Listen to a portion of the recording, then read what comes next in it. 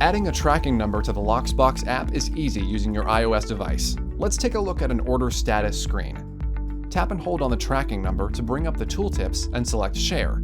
If you don't see the Loxx Boxx app on your share sheet, tap the More button to customize. Edit the list to set the Loxx Boxx app as one of your favorites. This ensures it shows up immediately. Tap Done to return to the share sheet.